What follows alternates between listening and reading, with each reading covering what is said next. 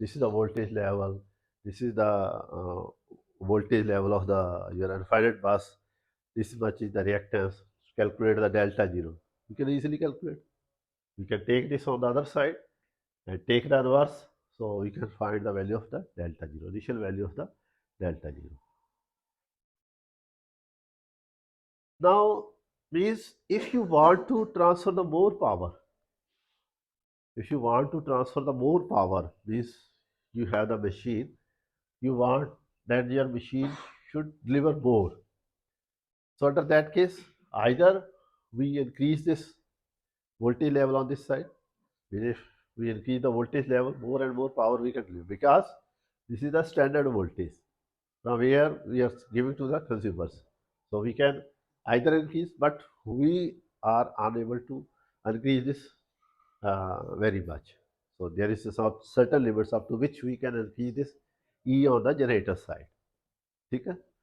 So or we can reduce this X. So how we can reduce this X? So in order to reduce this X, we can use the number of parallel lines. When we increase, we can use a number of parallel conductors. We can use the bundle conductors. We can parallel circuit lines. So using that, we can reduce the X. Or we can increase the excitation. If you want to increase this, so we can change the excitation of the machine. When we change the excitation, your E will change. Or we can make the compensation. If we make the compensation, means if you use the series capacitor, if you use the series capacitor or some sort of compensation, okay, then the reactance, this overall reactance of the line will reduce. So your line can deliver more. But the series compensation has some problems, either short circuit in the capacitor like that. Okay? In case of the so means this we have studied that steady state stability. So now the means the steady state stability or the your transient stability is related with the your this angle delta. Is we have to find the value of the delta. How this delta is changing with the disturbance or like this. So in case of the machine, we have the kinetic energy.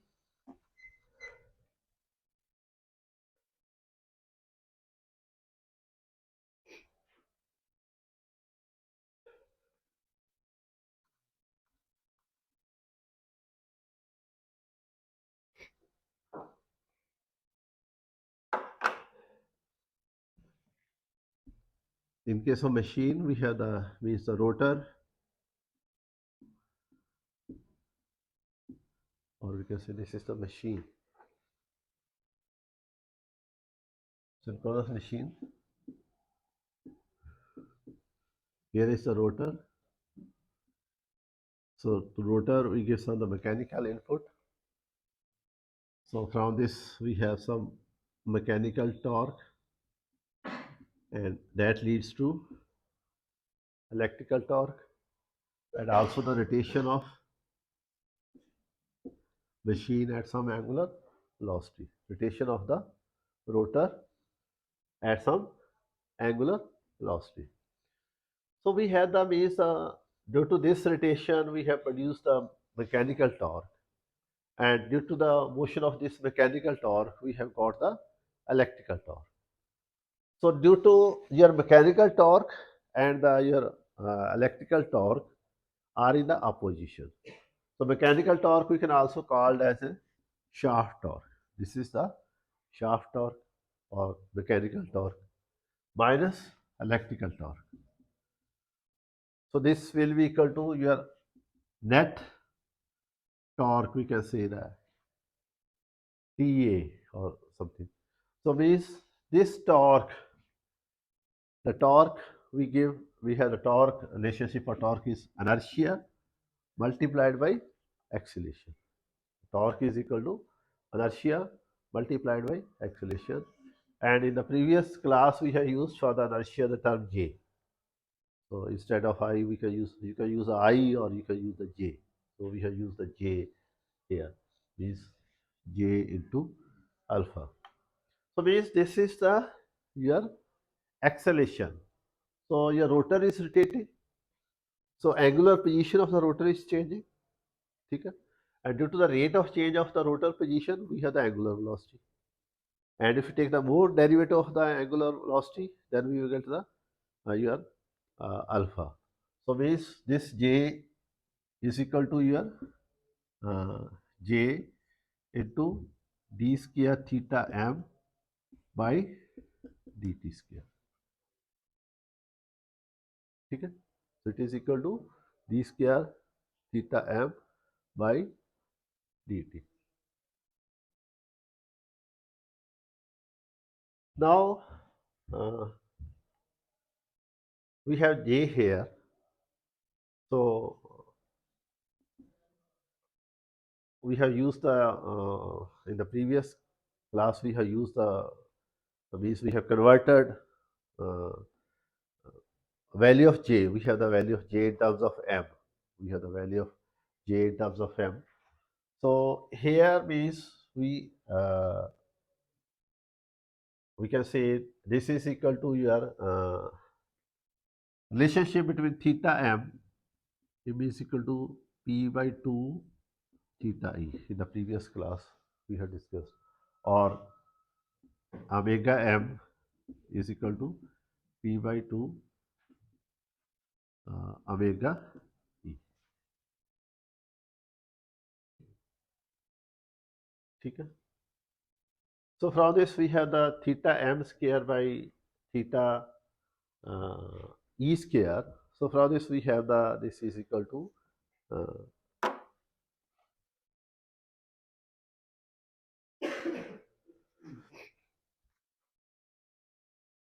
so we have this is equal to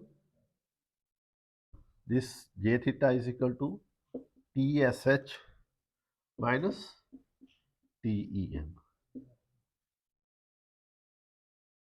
If we multiply this with the your angular velocity, if we multiply it on the both sides by the angular velocity, okay, there will be no change.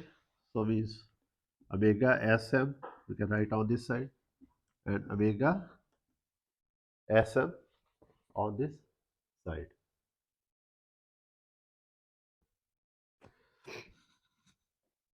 So we have the omega sm in terms of omega e. So omega e is equal to 2 upon p into omega m, sm or m mechanical power.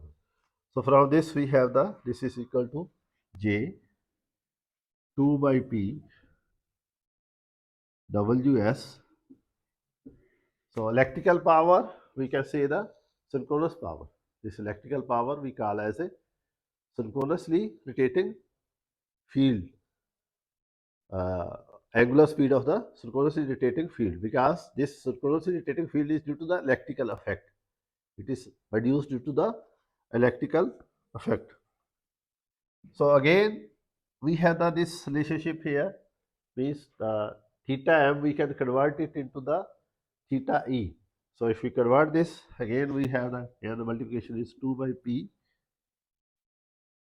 theta d square theta e by dt square. So this here omega sm into tsh shaft power or the mechanical power, this is equal to your psh, and this is the electrical power pe. So we can take this as j 2 by p square omega s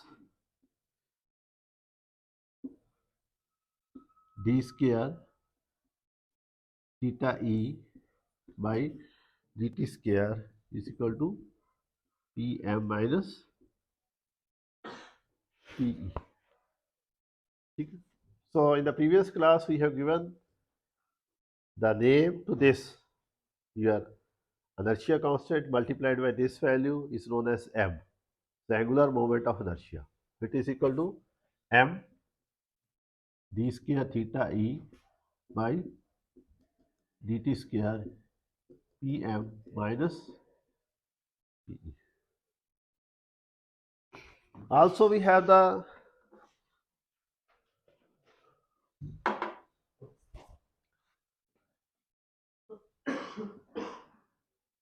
rotor rotor is rotating at some angular velocity. So we have the synchronously rotating field omega s, okay?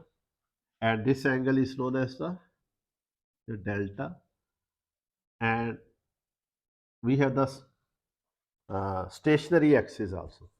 Means we have, when the machine is stationary, it starts rotating from some position. Your rotor will be at some position. So that axis we can take as a your stationary axis. So the stationary axis is not revolving, it is stationary. So we have this is with the stationary axis. So this angle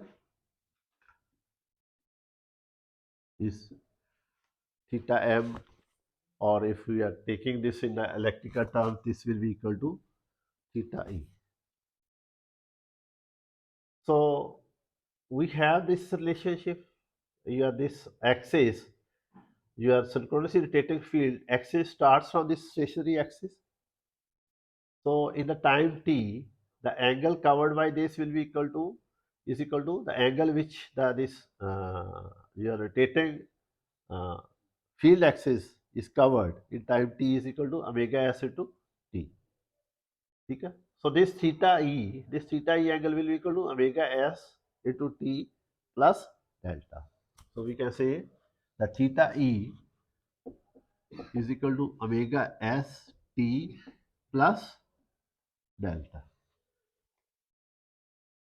So if you take the derivative, if you take the first derivative of this equation, this is equal to d theta e by dt omega s plus d delta by dt.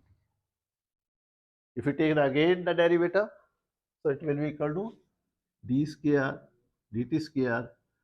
So this is the at your speed is not changing. The synchronous speed is not changing. It is a fixed speed. So its derivative will be 0. So we have this will be equal to 0 d square delta by dt square. So means yeah, this is equal to d square delta by dt square. So m d square delta by dt square is equal to Pm minus Pe. Okay? Means we have the relationship, we have the equation, we have the nonlinear equation. This is the nonlinear equation in terms of delta. So d square delta by dt square is equal to Pm minus Pe divided by m, or we call this as Psh minus Pe divided by m.